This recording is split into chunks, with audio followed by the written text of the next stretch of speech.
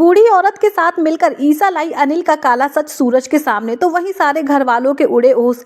बताई सारी सच्चाई कि कैसे अनिल ने उसके पापा जी को यानी कि अरविंद जी को ब्लैकमेल किया था कि ताकि सूरज को आईएएस बनने से रोका जा सके। और इस बार भाई अनिल को कोई नहीं बचा सकता है सूरज के वार से।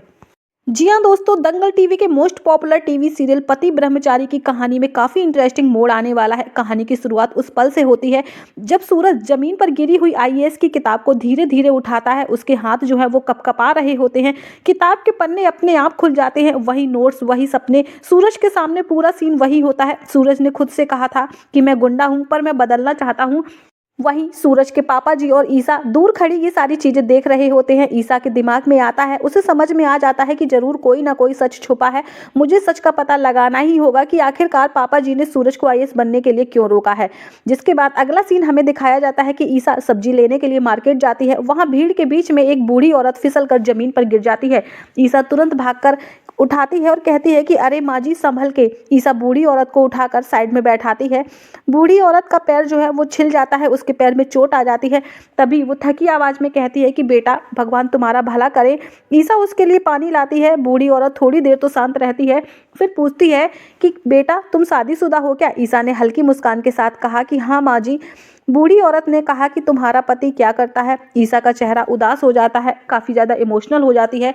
ईसा कहती है कि आईएएस बनना चाहता है पर पापा जी ने आईएएस बनने से साफ तौर पर मना कर दिया है। बूढ़ी औरत ये सुनते ही काफी ज्यादा शॉक हो जाती है और वो कपकपाती आवाज में कहती है कि आईएएस।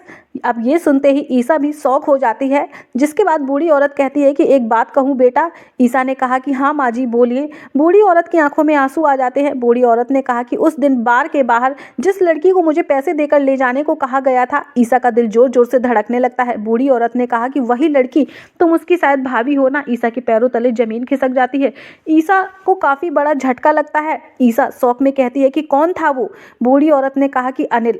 दोस्तों ये बूढ़ी औरत कोई और नहीं बल्कि ईसा के मोहल्ले की ही एक महिला थी, इसलिए उसे अनिल और अदिति के बारे में सारी सच्चाई पता थी, सब कुछ पता था। ईसा की आंखों में गुस्सा साफ साफ झलकने लगता है। ईसा ने कहा कि माँ जी आप मेरे साथ चलेंगी क्या। आज आपको सभी के सामने सच बताना पड़ेगा। बूढ़ी औरत ईसा के साथ चलने के लिए तैयार हो जाती है। इसके बाद घर में रिया के रिश्ते के लिए बात चल रही होती है।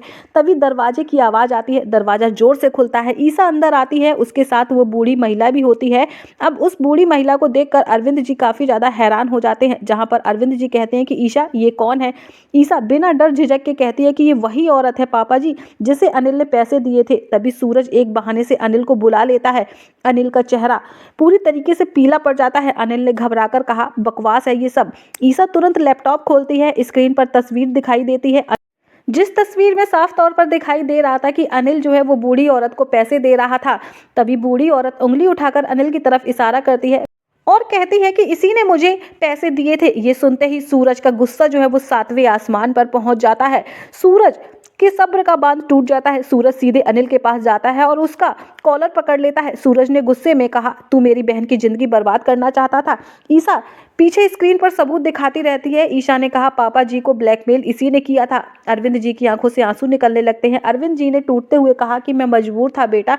तभी सूरज पलट कर देखता है। सूरज ने कहा पापा आप फिक्र मत करो, आप परेशान मत हो, मैं हूं ना।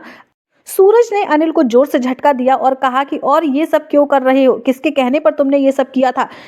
अरविंद जो कि घबरा जाता है और घबराहट की वजह से वो सीधा गुलाब सिंह का नाम खोल देता है। अब ये सुनते ही ईसा के पैरों तले जमीन खिसक जाती है। वही सारे घर वालों के होश उड़ जाते हैं। तभी सूरज की आंखों में गुस्सा साफ साफ झलक रहा होता है और सूरज कहता है कि अब असली गेम शुरू होगा। अब अगले सीन में हमें दिखाया जाता है कि पुलिस आती है, वो अनिल को अरेस्ट कर लेती है। रिया जिसके बाद हमें एपिसोड में देखने को मिलता है कि अरविंद जी सूरज के पास आते हैं और रो रो कर कहते हैं कि बेटा मुझे माफ कर दे, मुझसे बहुत बड़ी गलती हो गई, मैं मजबूर हो गया था। लेकिन सूरज जो कि कुछ भी नहीं बोलता है, बस आईएएस की किताब खोलकर फिर कहता है कि पापा आपने कुछ भी गलत नहीं किया और आप देखना अब सब कुछ ठीक हो जाएगा।